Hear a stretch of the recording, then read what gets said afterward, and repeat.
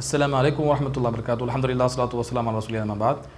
அன்பிற்குரியவர்களே, இன்றைக்கு நவீன தௌஹீத்வாதிகளாக இருக்கக்கூடியவர்கள் அவர்கள் என்ன செய்கிறாங்க, மார்க்கத்தை ஆய்வு செய்கிற பேரில் அரைகுறையாக 4 ஹதீஸை படித்து விட்டு அந்த ஹதீஸ் எப்போ சொல்லப்பட்டது, அது சட்டம் மாற்றப்பட்டதா இல்லது மாற்றப்படாததா என்றெல்லாம் பார்க்காம என்ன செய்கிறாங்க, அரைகுறையாக வாசித்து விட்டு மக்களுக்கு மத்தியில் பிரச்சாரம் செய்யக்கூடிய காட்சியை பார்க்குறோம். இதற்கெல்லாம் காரணம் என்னென்னு சொன்னோம்னா, தாங்கள் யாரையோ ஒரு நபரை அறிஞராக கருதுகிறாங்களோ அந்த அறிஞர் என்று நம்பக்கூடிய அவருடைய அந்த பேச்சை முழுமையாக நம்புகிறாங்க. அந்த அறிஞர்னு சொல்லப்படக்கூடியவர் இவங்களுக்கு எதை சொல்லி கொடுத்தாரோ அதை தான் என்ன பண்ணுறாங்க, மார்க்கமாக மக்களுக்கு நம்பி சொல்கிறாங்க. இப்போ அதில் ஒன்று தான் பெண்கள் முகத்தை மறைக்க சம்மந்தமாக, அது பெண்கள் முகத்தை மறைப்பது தான் அதிகமாக ஹதீஸ்களில் வந்திருக்குது. அதுக்கு மாற்றமான செய்தியும் உண்டு. அதெல்லாம் பார்த்தீங்கன்னு சொன்னால் சட்டம் மாற்றப்படுவதற்கு முன்னால் உள்ள சம்பவங்கள். இவங்க என்ன பண்ணுறாங்க, அந்த சட்டம் மாற்றப்படுவதற்கு முன்னால் ஒரு சம்பவத்தை எடுத்துக்கொண்டு அதை அதுதான் மார்க்க தீர்ப்பாக மக்களுக்கு கொடுக்குறாங்க. ஏன்னு சொன்னால் அப்படித்தான் அந்த அறிஞர் யாரை நம்பினாங்களோ அவங்க அவர் சொல்லி கொடுத்துருக்குறாங்க. அந்தளவுக்கு தான் எங்களுடைய ஆய்வு லட்சணம் இருக்குது. அந்த அறிஞர் சொன்னதை நம்பிக்கொண்டு அதை அவர் அறிஞர்னு நம்ம எதுக்கு சொல்கிறோம்னா அவங்க நம்புகிறாங்க. அவர் உண்மையிலேயே மார்க்க கல்வி படித்த மக்களுக்கு அறிஞராக தென்பட மாட்டார். ஆனால் இது மாதிரியான அப்பாவி மக்கள் என்ன பண்ணுறாங்கன்னா, அவருடைய பேச்சை நம்பி அவர்கிட்ட என்ன பண்ணுறாங்க, பயிற்சி எடுத்துகிட்டு இப்படியாக பேசக்கூடிய காட்சியை பார்க்குறோம்.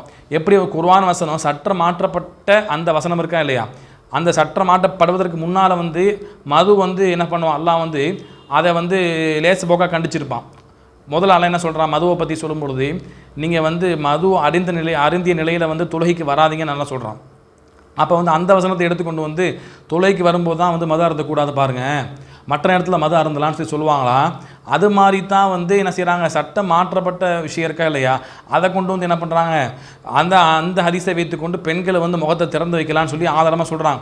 அதில் வேடிக்கை என்னன்னு சொன்னால், சம்மந்தம் இல்லாமல் என்ன பண்ணுவாங்கன்னு சொன்னால், இவங்க சம்மந்தம் இல்லாமல் ஹதீஸை கொண்டு எந்த ஹதீஸை இதைத்தான் சொல்லுது என்று தாங்கள் ஒரு முடிவு எடுத்துட்டு அந்த முடிவுக்கு தக்க என்ன பண்ணுறாங்க, அதை எப்படியாவது வளைச்சி நெளிச்சு சொல்லக்கூடிய காட்சியை பார்க்குறோம். அதில் ஒரு சம்பவத்தை நீங்கள் பாருங்கள்.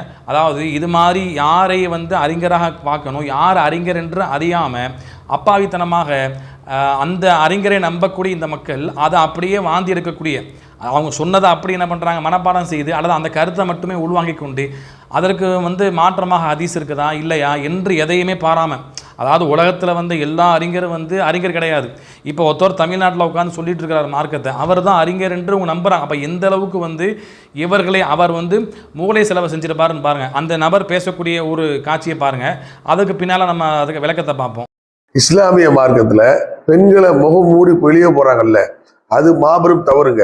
பெண்கள் முகத்தை காட்டி வெளியே செய்வது தவறு என்று சொல்றாங்கல்ல, அது இஸ்லாமிய மார்க்கத்தில் இல்லை என்பதற்கான பலமான அடுக்கடுக்கான சான்றுகள் நம்ம சொல்றோங்க.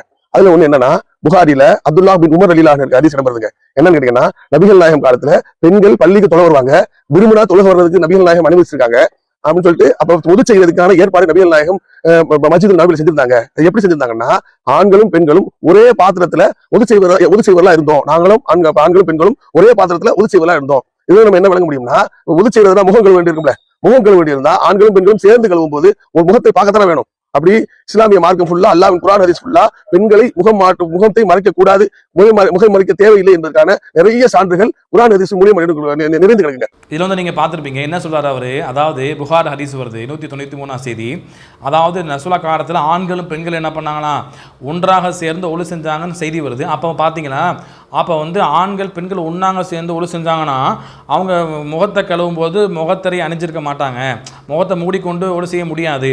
அப்போ பார்த்து தான் இருப்பாங்க, முகத்தை திறந்து தான் வச்சாங்கன்னு சொல்லி இந்த செய்தியை என்ன செய்யறாரு, முகத்தை திறந்து போடுறதுக்கு அடுக்கடுக்கான ஆதாரமாக சொல்கிறாராம். ஏன்னா அப்போ இன்னும் சம்மந்தம் இல்லாமல் சில விஷயத்த சொல்லியிருக்கிறார். நான் ஒன்றை மட்டும் உதாரணமாக சொல்கிறேன். அதாவது நம்ம இந்த பெண்கள் முகத்தை மூடணுமா இல்லையா, அதுக்கான ஆதாரங்கள் என்னென்ன என்று நம்ம தெளிவாக வீடியோ பேசியிருக்கிறோம். அதில் லிங்கை நம்ம பதிவு செய்கிற முழுமையாக நீங்கள் கண்டிப்பாக பாருங்கள். இதில் என்னன்னு சொன்னோம்னா, அந்த பெண்கள் ஆண்களோட சேர்ந்து ஒழு செஞ்சாங்களாம். அப்போ பெண்கள் முகத்தை திறந்து வச்சு தானே வாய்ப்பு இருக்குது, அப்போ தான் ஒழு செய்ய முடியும் என்று சொல்லி இப்போ முகத்தை திறந்து வைப்பதற்கு ஆதாரமாக சொல்கிறார். அப்போ இந்த செய்தியை சொல்கிறாரல்ல, இந்த செய்தியை பதிவு பண்ண இமாம் புகாரி ரஹிமஹுல்லாஹ் அவங்களே அந்த செய்திக்கு தலைப்பு போட்டிருக்கிறாங்க. அந்த தலைப்பெல்லாம் பார்க்கறது கிடையாது. இமாம் புகாரி சொன்ன தலைப்பு நாங்கள் பார்க்க மாட்டோம்.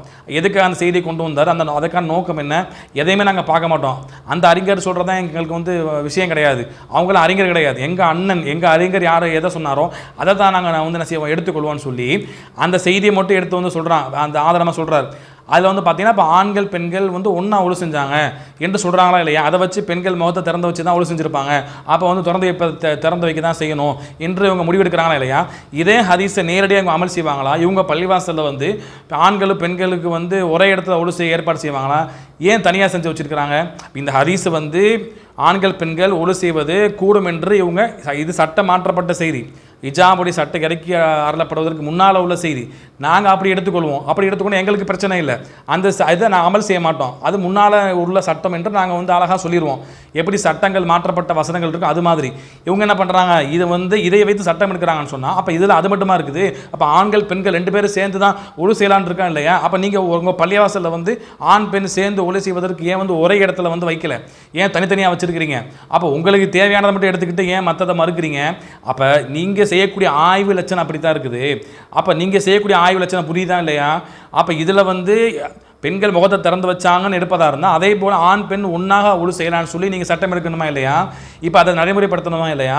அப்போ வந்து ஒன்றை எடுத்துக்கொண்டு இன்னொன்று மறுக்கிறீங்க. அப்போ உங்களுடைய ஆய்வு லட்சணம் என்ன என்பதை புரிந்து கொள்ளுங்க. அப்போ இப்படி தான் என்ன பண்ணுறீங்க, சம்மந்தம் இல்லாமல் என்ன பண்ணுறது, ஹதீஸ்களை தவறாக சித்தரித்து வசனங்களை தவறாக அர்த்தம் வைத்து அதிலேயே அவங்களுக்கு அந்த வசனத்திலேயே வந்து முற்பகுதி என்ன செய்யும், அவங்களுக்கு வந்து மாற்றமாக இருக்கும், அவங்க சொல்லக்கூடிய கருத்துக்கு மாற்றமாக இருக்கும். பின்னால் பகுதியை மட்டும் சொல்லிட்டு என்ன பண்ணுவாங்க, அவங்க கருத்தை நிலைநாட்டி விட்டு போயிடுவாங்க. அப்போ இப்படியெல்லாம் வந்து என்ன செஞ்சுருக்கிறாங்க, இவங்க அரைக்குறைய ஆய்வு செய்த மார்க்கத்தை வந்து மக்களுக்கு சொல்லி கொண்டிருக்கிறாங்க. அதை நம்ம வந்து தெரிந்து கொள்ள வேண்டும். இப்படிப்பட்ட மக்கள் அல்லாஹ்வை பயந்து கொள்ளுங்க. இது அல்லாஹ்வுடைய மார்க்கம். 4 ஹதீஸை படிச்சுட்டு வந்து நாங்கள் யாரை அறிஞர் நம்புறீங்களோ அவர் சொன்னதை வச்சு நீங்கள் மார்க்கத்தை சொல்லாதீங்க. தயவு செய்து நீங்கள் மார்க்கத்தை வந்து மக்களுக்கு சொல்ல வேண்டிய இடத்துக்கு வந்தீங்கன்னா எல்லா கருத்தையும் ஆராய்ந்து பாருங்கள். நீங்கள் வந்து சஹீல் புகாரில் வந்து முகத்திரைன்னு போட்டு பாருங்கள், முகத்திரைன்னு சஹீல் புகாரில் சர்ச் பண்ணி பார்த்தோம்னா அதில் முகத்திரை சம்மந்தமான எல்லா செய்தியும் வருது. அப்போ இப்படியெல்லாம் எதையுமே பாராமல் என்ன பண்ணுறாங்க, அரைகுறையாக ஆய்வு செய்து விட்டு அல்லது யார் அறிஞர் நம்பினாங்களோ அவரை கண்மூடி தக்லீது பண்ணுறாங்க. அவங்க மற்ற எதையுமே எடுத்து பார்க்குறது கிடையாது. இவங்களும் அப்பாவியாக இருக்கிறாங்க. இந்த அப்பாவிகள் என்ன பண்ணுறாங்க, அவரை அறிஞராக கருதி கொண்டு அவர் சொன்னதை அப்படியே நம்பி மார்க்கத்தை சொல்கிறாங்க. அப்போ இப்படிப்பட்ட மக்கள் அல்லாஹ்வை பயந்து கொள்ள வேண்டும். இவர்களுக்கு மார்க்கத்தை கற்றுக் கொடுத்தாரா இல்லையா, அவர் அல்லாஹ் பயந்து கொண்டு என்ன செய்யணும், மார்க்கத்தை முழுமையாக மறைக்காமல் சொல்லணும். அப்போ அல்லாஹ் ரப்புல் ஆலமீன் மார்க்கத்தை வந்து முழுமையாக முறையாக எதையும் மறைக்காமல் மக்களுக்கு சொல்ல வேண்டும். அல்லாஹ் மறுமையில் பிடிச்சிடும், இது அல்லாஹ்வுடைய மார்க்கம். அதை பயந்து நம்ம என்ன செய்யணும், மக்களுக்கு மார்க்கத்தை சொல்ல வேண்டும். இல்லைன்னு சொன்னால் நம்ம மார்க்கத்தை சொல்லாமல் விலகி போயிடணும். அல்லாஹ் குர்ஆன்ல சொல்கிறா பாருங்க, தெளிவாக சொல்கிறான். அதாவது சூரா பனீ இஸ்ராயில் என்ன சொல்கிறான், வலா தக்ஃபு மா லைஸ லக பிஹி இல்ம், உங்களுக்கு இல்மு இல்லாத விஷயத்தை நீங்கள் நிற்காதீங்க. அல்லாஹ் சொல்கிறான், உங்களுடைய இன்ன சம்அ வல் பஸர வல் ஃபுஆத, உங்களுடைய அனைத்தை பற்றி அல்லாஹ் விசாரணை செய்வான். உங்களுடைய கேட்கும் திறன், பார்க்கும் திறன், உங்களுடைய உள்ளம் அனைத்தையும் பற்றி அல்லாஹ் விசாரணை செய்வான். அல்லாஹ்வை பயந்து கொள்ள அல்லாஹ் சொல்கிறான். அப்போ மார்க்கத்தில் உங்களுக்கு வந்து மார்க்கத்தை ஆய்வு செய்யக்கூடிய அந்த திறமை இல்லைன்னு சொன்னால், அந்த அறிவு இல்லைன்னு சொன்னால் அது சம்மந்தமாக நீங்கள் வந்து தலையிடாதீங்கன்னு நல்லா சொல்கிறேன், கண்டிக்கிறான்.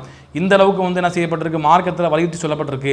யார் வந்து இஸ்லாத்தில் தவறான ஒன்றை மக்களுக்கு வழிகாட்டவர் ரசூலுல்லாஹ் சொல்கிறாங்க, தவறான ஒன்றை வழிகாட்டினார்னா அந்த தவறை நம்பி மக்கள் பின்பற்றுறாங்கன்னா அந்த தவறு அனைவரும் செய்யக்கூடிய அந்த தவறுக்கு யார் அதை மக்களுக்கு எடுத்து சொன்னாரோ அவர் மீது வந்து சேரும் சொல்கிறாங்க.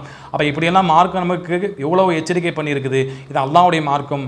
நாமாக அரைக்குறையாக படித்து விட்டு மார்க்கத்தை சொல்லக்கூடாது. அல்லாஹ் ரப்புல் ஆலமீன் இப்படிப்பட்ட மக்கள் மார்க்கத்தை முறையாக ஆய்வு செய்து சொல்ல வேண்டும். அப்படிப்பட்ட நல்ல மக்களாக மாறுவதற்கு அல்லாஹ் ரப்புல் ஆலமீன் அருள் செய்வானாக. அஸ்ஸலாமு அலைக்கும் வரஹ்மத்துல்லாஹி வபரகாத்துஹு.